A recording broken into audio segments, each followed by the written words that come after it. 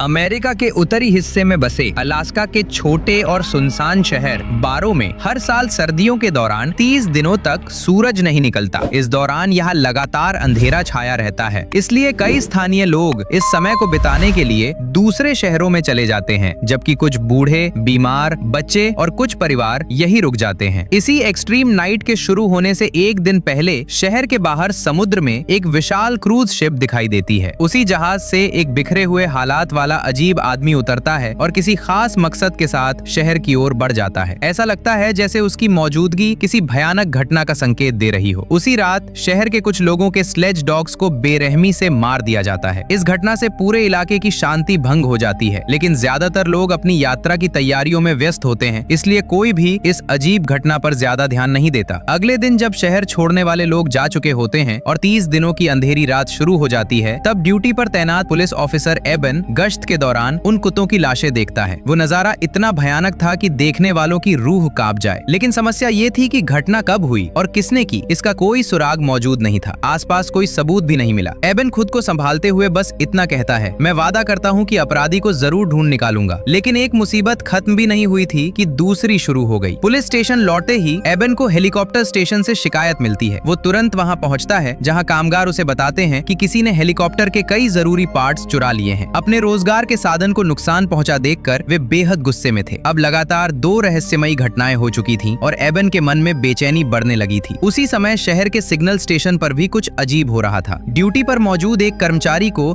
बाहर से दरवाजा खटखटाने की आवाज सुनाई देती है। वो जांच करने के लिए उठता ही है कि अचानक पूरी जगह की बिजली चली जाती है। घबराहट के बावजूद वो टॉर्च लेकर बाहर निकलता है। बाहर आते ही उसे एक काला साया तेजी से गुजरता हुआ दिखाई देता है, लेकिन जब वो उसके पीछे जाता है तो वहाँ कोई नहीं होता। वो अभी समझ भी नहीं पाता कि आखिर उसने क्या देखा था कि अचानक एक अजनबी आदमी उसके पीछे खड़ा दिखाई देता है। उस आदमी को देखते ही कई और लोग भी वहाँ आ जाते हैं और उसे चारों तरफ से घेर लेते हैं। उनकी गति इंसानों जैसी बिल्कुल नहीं थी, वे असाधारण रूप से तेज थे। वो मदद के लिए चिल्लाने लगता है, लेकिन इससे पहले कि कोई उसकी आवाज सुन पाता, वे रहस्यमयी प्राणी उस पर टूट पड़ते हैं। कुछ ही पलों में वे उसे मारकर उसका शरीर नोच नोच कर खाने लगते हैं और यहीं से असली खौफ की शुरुआत होती है। दूसरी तरफ एबन गश्त करते हुए एक बार के पास पहुंचता है। वहाँ उसे वही रहस्यमयी आदमी दिखाई देता है जो क्रूज शिप से उतरा था। शहर के नियमों के मुताबिक उस दिन जरूरत से ज्यादा शराब पीना मना था। वो आदमी बार के कर्मचारियों से बदतमीजी कर रहा था और यही बात एबन का ध्यान उसकी तरफ खींचती है। जब एबन उससे बात करता है तो वो कहता है कि उसे कच्चा मांस खाना है। उसकी अजीब बातें और अनजान चेहरा देकर एबन को उस पर शक होने लगता है। वो उसे पूछताछ के लिए पुलिस स्टेशन ले जाना चाहता है, लेकिन तभी वो आदमी घमंड से खड़ा हो जाता है और एबन के सामने आकर चुनौती भरे अंदाज में खड़ा हो जाता है। एबन को लगा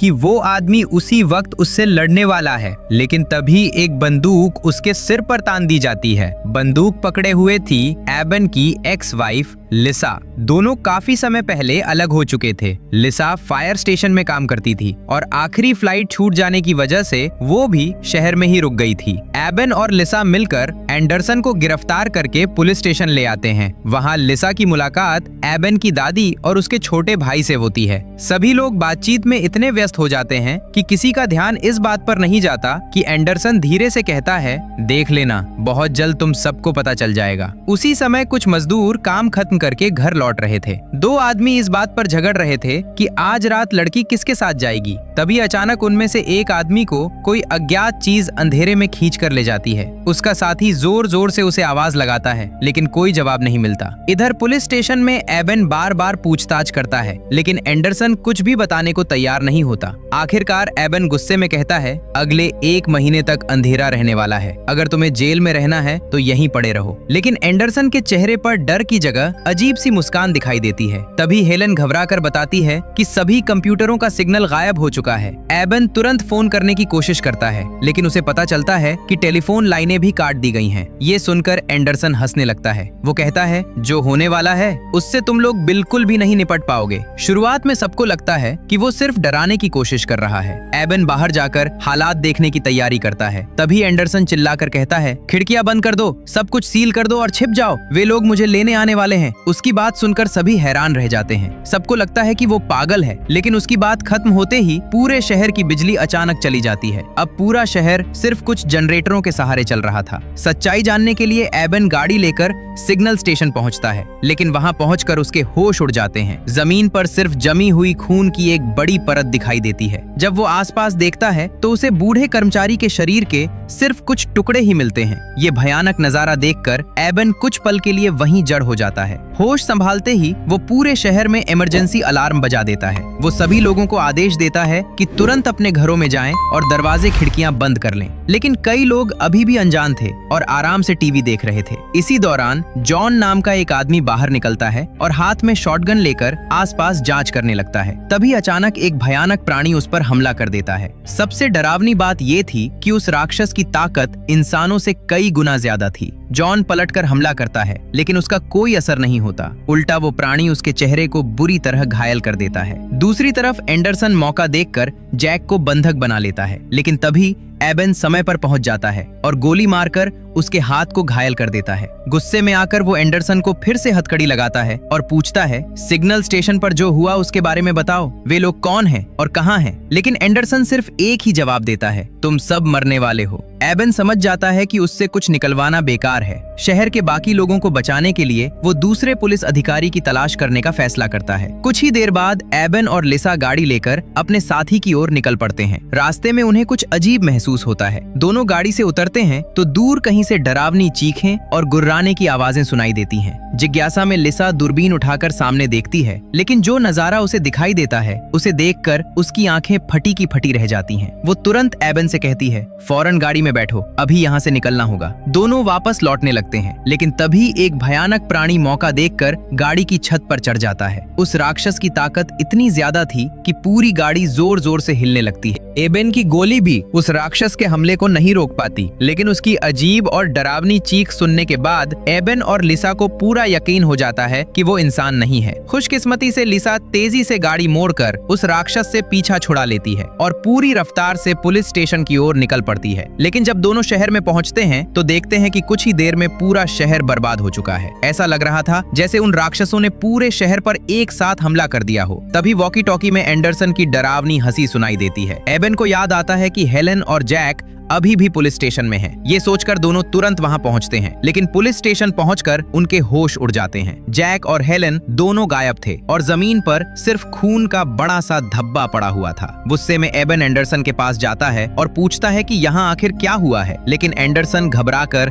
सिर्फ इतना कहता है, उन्होंने मुझे छोड़ दिया है, प्लीज मुझे मार डालो। लिसा किसी तरह एबन को शांत करती है और दोनों बाहर की स्थिति देखने निकलते हैं। इस समय पूरे शहर में लगभग 20 से भी ज्यादा राक्षस घुस चुके थे। उनका नेता अजीब भाषा में चिल्लाते हुए आदेश दे रहा था और बाकी सभी राक्षस शहर के लोगों का बेरहमी से कत्लेआम कर रहे थे। सबसे डरावनी बात ये थी कि उन्हें लोगों की बंदूकों से कोई फर्क नहीं पड़ रहा था। जितना ज्यादा लोग उन पर गोली चलाते, वे उतने ही ज्यादा उग्र और खतरनाक होते जा रहे थे। भागते भागते एबन और लिसा उसी बार में पहुंच जाते हैं जहां उन्होंने एंडरसन को गिरफ्तार किया था। वहां पहुंचकर एबन को अपना छोटा भाई जिंदा मिल जाता है, जिसे देखकर उसे काफी राहत मिलती है। लेकिन दुख की बात ये थी कि हेलन को उन राक्षसों ने मारकर खा लिया था। थोड़ा शांत होने के बाद एबन समझ जाता है कि इस बार में ज्यादा देर तक छिपना सुरक्षित नहीं है। वो सभी लोगों से पूछता है कि क्या किसी को कोई ऐसी जगह पता है जहां लंबे समय तक छिपा जा सके। तभी एक लड़की बताती है कि उसके पड़ोसी के घर में एक अटारी है जहां पहुंचने के लिए छिपी हुई सीढ़ियां हैं। वो जगह आसानी से किसी की नजर में नहीं आएगी और पड़ोसी परिवार भी शहर छोड़कर जा चुका है। सभी को वहां सुरक्षित पहुंचाने के लिए एबन और लिसा खुद बाहर जाकर राक्षसों का ध्यान भटकाने का फैसला करते हैं। लेकिन उनकी गाड़ी कुछ ही 100 मीटर आगे बढ़ती है कि अचानक फिसलकर रुक जाती है। उन्हें तब पता चलता है कि कई राक्षस मिलकर पूरी गाड़ी को हवा में उठा चुके हैं। कुछ ही सेकंड में वे गाड़ी को पलट देते हैं। अब एबन और लिसा लगभग उन राक्षसों का शिकार बनने वाले थे। तभी आखिरी समय पर ड्रू बुलडोजर लेकर वहां पहुंच जाता है। वो कई राक्षसों को कुचल देता है और फिर पास खड़े एक ट्रक को चालू करके एबन और लिसा को बचा लेता है। लेकिन हैरानी की बात ये थी कि राक्षसों का नेता ये सब सब देखकर भी बिल्कुल शांत खड़ा रहता है। ऐसा लग रहा था जैसे उसके दिमाग में कोई और बड़ा और खतरनाक प्लान चल रहा हो। कुछ देर बाद एबन, लिसा और ड्रू सभी लोगों को लेकर सुरक्षित अटारी तक पहुंच जाते हैं। सीढ़ियां नीचे खींचने के बाद उन्हें पता चलता है कि बाकी बचे हुए निवासी भी वहां पहुंच चुके हैं। अंदर आने के बाद एबन सभी को हिम्मत देते हुए कहता है, हमारे पास अभी भी दो बड़े फायदे हैं। पहला, हम इस शहर को अच्छी तरह जानते हैं। दूसरा, हम इस ठंड के आदी हैं। वो आगे कहता है, अगर हम बारी बारी से पहरा दें, खाने को सही तरीके से बांटें और आने वाले बर्फीले तूफान का इंतजार करें तो हम खाने का सामान लेकर तेल पाइपलाइन वाले इलाके तक पहुंच सकते हैं। वहां जमीन के नीचे छिपकर हम पूरा महीना निकाल सकते हैं। दूसरी तरफ राक्षसों का नेता एंडरसन के पास पहुंच जाता है। अब एंडरसन उसके किसी काम का नहीं था, इसलिए वो बेरहमी से उसकी हत्या कर देता है। उधर अटारी में छिपे हुए लोग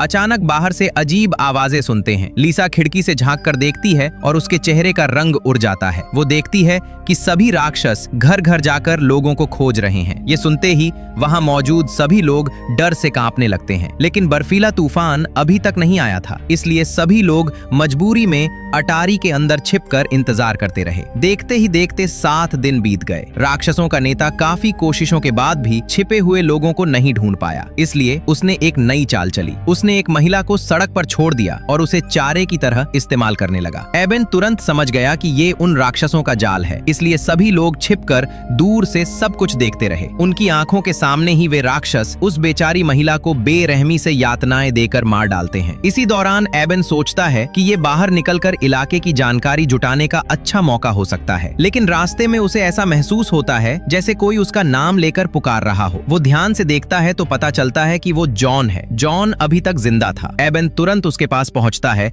और उसे बाहर निकालने की कोशिश करता है, लेकिन जैसे ही जॉन अपना चेहरा ऊपर उठाता है, एबन के होश उड़ जाते हैं। जॉन अब पूरी तरह संक्रमित हो चुका था। उसकी आंखें बदल चुकी थीं और उसका व्यवहार किसी इंसान जैसा नहीं रहा था। ये देखकर एबन डर कर पीछे हट जाता है। कुछ ही सेकंड बाद जॉन अपना आपा खो देता है और एबन पर झपट पड़ता है। खुशकिस्मती से वो समय रहते खुद को बचा लेता है। एबन को डर था कि जॉन को उनके छिपने की जगह के बारे में पता है। अगर वो राक्षसों तक ये जानकारी पहुंचा देता तो वहां छिपे सभी लोग मारे जाते। अपने दोस्तों की सुरक्षा के लिए एबन एक बेहद कठिन फैसला लेता है। वो कुल्हाड़ी उठाता है और जॉन की जिंदगी खत्म कर देता है। इसके बाद वो भारी मन से वापस उस घर में लौट आता है जहां बाकी लोग छिपे हुए थे। कई दिनों की थकान और तनाव की वजह से वो आते ही गहरी नींद में सो जाता है। कुछ समय बाद वहां मौजूद एक बूढ़ा आदमी अचानक अजीब व्यवहार करने लगता है। वो चुपके से अटारी की सीढ़ियां खोलता है और नीचे उतर जाता है, लेकिन पहरा दे रही लिसा को उसकी आहट सुनाई दे जाती है। वो तुरंत उसके पीछे जाती है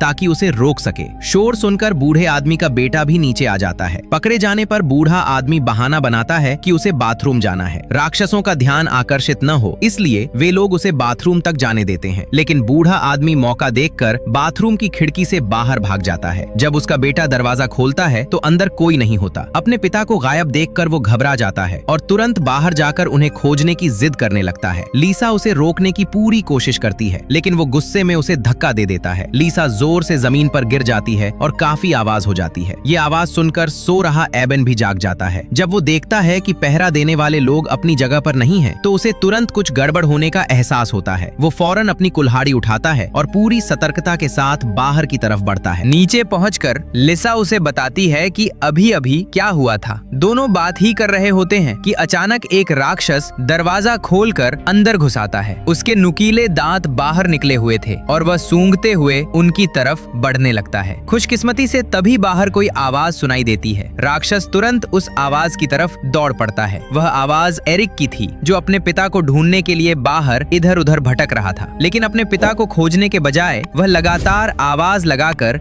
खुद राक्षसों का ध्यान अपनी तरफ खींच लेता है। इधर एबन और लिसा जल्दी से वापस अटारी में पहुंच जाते हैं। वे अभी चैन की सांस भी नहीं ले पाते कि अचानक छत पर किसी के चलने की आवाज आने लगती है। सभी लोग तुरंत सतर्क हो जाते हैं। कुछ देर बाद जब आवाज बंद हो जाती है, तब एबन को यकीन होता है कि राक्षस वहां से जा चुका है। इसी बीच बाहर बर्फबारी शुरू हो जाती है। एबन समझ जाता है कि अब तेल पाइपलाइन की तरफ जाने का समय आ गया है। उसे पता था कि अगर किसी जगह 1 महीने तक जिंदा रहा जा सकता है तो वह वही जगह है। कुछ ही समय बाद भयंकर बर्फीला तूफान पूरे शहर को अपनी चपेट में ले लेता है। इस मौके का फायदा उठाकर सभी लोग अपने छिपने की जगह से बाहर निकलते हैं। सबसे पहले उन्हें खाने पीने का सामान जुटाना था, इसलिए वे एक सुपरमार्केट की तरफ बढ़ते हैं। एबन पहले अंदर जाकर जांच करता है और जब उसे सब सुरक्षित लगता है तब बाकी लोग भी धीरे धीरे अंदर आ जाते हैं। लेकिन सामान इकट्ठा करते समय अचानक एक अजीब आवाज सुनाई देती है। ऐसा लग रहा था जैसे कोई मदद के लिए पुकार रहा हो। सभी लोग आवाज का पीछा करते हुए ऊपर पहुंचते हैं। वहां पहुंचकर वे एक भयानक दृश्य देखते हैं। एक संक्रमित लड़की अपनी ही मां का मांस खा रही थी। लड़की अचानक उनकी तरफ देखकर कहती है, क्या तुम मेरे साथ खेलना चाहोगे? ये सुनकर सभी के रोंगटे खड़े हो जाते हैं। उसे काबू करने की कोशिश में लोग उसे दीवार से दबा देते हैं। तभी जैक आगे बढ़ता है और कुल्हाड़ी से उसका काम तमाम कर देता है। अब तक बाहर का बर्फीला तूफान भी खत्म हो चुका था। इसका मतलब था कि अब खुले में निकलना सीधे मौत को दावत देने जैसा था। उन्हें किसी सुरक्षित उपाय की जरूरत थी। तभी लिसा के दिमाग में एक योजना आती है। वो कहती है कि ये राक्षस जरूर सूरज की रोशनी या अल्ट्रावायलेट किरणों से डरते होंगे, वरना वे शहर की सारी बिजली और संचार व्यवस्था को खत्म करने की कोशिश नहीं करते। लिसा को याद आता है कि हेलेन अपने घर में पौधे उगाने के लिए कुछ अल्ट्रावायलेट लाइट्स इस्तेमाल करती थी और उनमें से कुछ अभी भी वहां मौजूद हो सकती हैं। एबन को भी ये बात सही लगती है। वो फैसला करता है कि वो खुद बाहर जाकर राक्षसों का ध्यान भटकाएगा और साथ ही जनरेटर भी चालू करेगा। इस बीच लिसा बाकी लोगों को लेकर पुलिस स्टेशन पहुंच जाएगी। योजना के मुताबिक एबन जोर जोर से चिल्लाते हुए बाहर निकलता है। उसकी आवाज सुनकर राक्षस तुरंत उसकी तरफ दौड़ पड़ते हैं, लेकिन एबन समय रहते जनरेटर चालू करने में सफल हो जाता है। दूसरी तरफ लिसा और बाकी लोग पुलिस स्टेशन की ओर बढ़ते हैं, लेकिन रास्ते में एक राक्षस उन्हें देख लेता है। कुछ ही सेकंड में एक निवासी उसकी चपेट में आ जाता है और बेरहमी से मार दिया जाता है। फिर भी बाकी लोग मौका पाकर पुलिस स्टेशन तक पहुंचने में सफल हो जाते हैं। उधर एबन हेलेन के घर पहुंच जाता है। वो हाथ में अल्ट्रावायलेट लैंप लेकर दरवाजे के पास छिपकर बैठ जाता है और राक्षसों का इंतजार करने लगता है। कुछ देर बाद राक्षस सचमुच वहां पहुंच जाते हैं। उनका नेतृत्व एक महिला राक्षस कर रही थी। जैसे ही वो दरवाजा खोलकर अंदर घुसती है, एबन सीधे उसके चेहरे पर अल्ट्रावायलेट लाइट डाल देता है। राक्षस दर्द से चीख उठते हैं। अब एबन को पूरा यकीन हो जाता है कि वे अल्ट्रावायलेट किरणों से डरते हैं। राक्षस बिजली की तारें काटने में व्यस्त हो जाते हैं और एबन इसी मौके का फायदा उठाकर पुलिस स्टेशन की तरफ भाग निकलता है। सौभाग्य से उसके और लिसा के पास अभी भी वॉकी टॉकी मौजूद था। जब लिसा को पता चलता है कि एबन जिंदा बच निकला है तो उसे काफी राहत मिलती है। इसी दौरान ड्रू एबन की मदद करने का फैसला करता है। वो वॉकी टॉकी पर एबन से कहता है कि वो बुलडोजर की तरफ भागे। कुछ ही देर बाद ड्रू बुलडोजर लेकर राक्षसों के झुंड पर चढ़ाई कर देता है। वो कई राक्षसों को अपनी तरफ आकर्षित करके एक इमारत के अंदर ले जाता है। फिर वो विस्फोटक निकालता है और खुद को उन राक्षसों के साथ उड़ा देता है। अपने इस बलिदान से वो एबन को बच निकलने का मौका दे देता है। ड्रू की कुर्बानी की वजह से एबन आखिरकार सुरक्षित पुलिस स्टेशन वापस पहुंचने में सफल हो जाता है। पुलिस स्टेशन के अंदर पहुंचते ही एक बुजुर्ग आदमी सभी को रोक देता है। वो बताता है कि सुपरमार्केट में जिस संक्रमित लड़की का सामना हुआ था उसने उसे काट लिया था। उसकी हालत लगातार बिगड़ रही थी। वो एबन से कहता है, मुझे बहुत प्यास लग रही है। मैं जानता हूँ कि अब मैं ज्यादा देर तक इंसान नहीं रहूंगा। मैं किसी को नुकसान नहीं पहुंचाना चाहता। मेरा पूरा परिवार पहले ही मारा जा चुका है। कृपया मेरा अंत कर दो। ये सुनकर वहाँ मौजूद सभी लोग भावुक हो जाते हैं। एबन उसे पूछताछ वाले कमरे में ले जाता है। कुछ पल की चुप्पी के बाद वो भारी दिल से अपनी कुल्हाड़ी उठाता है और उस आदमी की जिंदगी खत्म कर देता है। इसके बाद बचे हुए लोग पुलिस स्टेशन में छिपे रहते हैं। समय बीतता जाता है और देखते ही देखते 30 दिनों की अंधेरी रात का 27वां दिन आ जाता है। उसी दिन एबन की नजर सामने वाली इमारत पर पड़ती है। कोई वहाँ से उन्हें रोशनी के जरिए संकेत दे रहा था। एबन तुरंत पहचान जाता है कि वो उसका साथी नाइस है। एबन और लिसा तुरंत वहाँ पहुँचते हैं, लेकिन अंदर का नजारा देखकर दोनों सन्न रह जाते हैं। नाइस बताता है कि उसने अपने ही परिवार को मार दिया। उसका कहना था कि वो उन्हें राक्षसों के हाथों तड़प तड़प कर मरते नहीं देख सकता था। उसने खुद भी आत्महत्या करने की कोशिश की थी, लेकिन आखिरी समय पर हिम्मत नहीं जुटा पाया। ये सुनकर एबन को बहुत गुस्सा आता है, लेकिन हालात को देखते हुए वो खुद को शांत करता है और नाइस को साथ लेकर वापस पुलिस स्टेशन लौट आता है। मगर जब वे वापस पहुंचते हैं तो देखते हैं कि वहां मौजूद बाकी सभी लोग गायब हो चुके हैं। एबन तुरंत समझ जाता है कि वे लोग शायद तेल पाइपलाइन वाले ठिकाने की ओर निकल चुके हैं। उसी समय बाहर फिर से बर्फीला तूफान शुरू हो जाता है। तीनों फैसला करते हैं कि इसी मौके का फायदा उठाकर उन्हें भी वहां पहुंचना चाहिए, लेकिन किस्मत उनका साथ नहीं देती। रास्ते में ही तूफान अचानक रुक जाता है। मजबूर होकर वे एक घर के नीचे छिप जाते हैं और सही मौके का इंतजार करने लगते हैं। तभी उनकी नजर सड़क पर घूम रही एक छोटी लड़की पर पड़ती है। उसे देखकर लिसा खुद को रोक नहीं पाती। वो तुरंत बाहर भागती है और लड़की को उठाकर वापस ले आती है, लेकिन इस दौरान एक राक्षस उन्हें देख लेता है। वो जोर से से चीखकर अपने बाकी साथियों को संकेत दे देता है। स्थिति को समझते हुए एबन फैसला करता है कि वो खुद बाहर जाकर राक्षसों का ध्यान भटकाएगा। तभी नाइस भी उसके साथ बाहर निकल आता है। कुछ ही पलों में दर्जनों राक्षस वहां पहुंच जाते हैं, लेकिन जैसे ही खतरा बढ़ता है नाइस डर कर भाग जाता है और एबन को अकेला छोड़ देता है। एबन भी जान बचाते हुए वहां से निकल पड़ता है। लंबी भागदौड़ के बाद वो आखिरकार तेल पाइपलाइन वाले ठिकाने तक पहुंच जाता है। अंदर पहुंचकर उसे बाकी बचे लोग मिल जाते हैं, लेकिन लीसा, वो छोटी लड़की और नाइस कहीं दिखाई नहीं देते। कुछ देर बाद नाइस लड़खड़ाते हुए वहां पहुंचता है। उसे बिल्कुल अंदाजा नहीं था कि एक राक्षस उसका पीछा करते हुए अंदर तक आ चुका है। जैसे ही वो अपने साथियों को आवाज लगाता है, राक्षस उस पर झपट पड़ता है। शोर सुनकर एबन कुल्हाड़ी लेकर दौड़ता है, लेकिन वो राक्षस बेहद ताकतवर था। लड़ाई के दौरान नाइस अपनी बची हुई ताकत जुटाता है और उस राक्षस को धक्का देकर मशीन के श्रेडर में गिरा देता है। कुछ ही सेकंड में राक्षस के टुकड़े टुकड़े हो जाते हैं, लेकिन लड़ाई के दौरान नाइस को भी काट लिया गया था। उसे पता था कि अब उसका बचना नामुमकिन है। वो एबन से विनती करता है कि उसे खत्म कर दे। बाकी लोगों की सुरक्षा के लिए एबन एक बार फिर बेहद दर्दनाक फैसला लेता है। वो अपनी कुल्हाड़ी उठाता है और नाइस की जिंदगी खत्म कर देता है। इसके बाद वो वॉकी टॉकी निकालकर लीसा से संपर्क करने की कोशिश करता है। कई कोशिशों के बाद आखिरकार लीसा की आवाज सुनाई देती है। वो बताती है कि वो उस छोटी लड़की के साथ तेल पाइपलाइन के दूसरी तरफ खड़े एक ट्रक के नीचे छिपी हुई है, लेकिन समस्या ये थी कि चारों तरफ राक्षसों का घेरा बना हुआ था। जरा सी गलती उनकी मौत का कारण बन सकती थी। इधर राक्षसों को काफी समय तक कोई इंसान नहीं मिलता। उधर 30 दिनों की अंधेरी रात भी खत्म होने वाली थी। ये देखकर वे आखिरी और सबसे खतरनाक योजना बनाते हैं। वे तेल पाइपलाइन को तोड़ देते हैं और पूरे शहर में आग लगा देते हैं। कुछ ही देर में